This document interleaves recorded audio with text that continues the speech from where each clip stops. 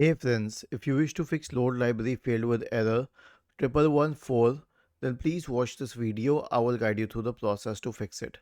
First of all, use a high performance plan. Right click on the start button, select settings from the menu, go to the system tab on the list on the left hand side, select power and battery. Okay, and then change this to the best performance mode for plugged in and both the on battery mode. Now this should solve the problem in a lot of cases, but if it does not, then you can consider updating the graphics card drivers.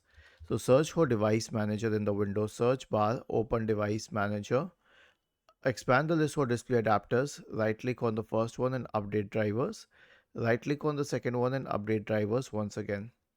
The last solution is to reinstall the application. Now let's say that the application was ShareX for the sake of this example. So we can uninstall it and completely uninstall it from the system.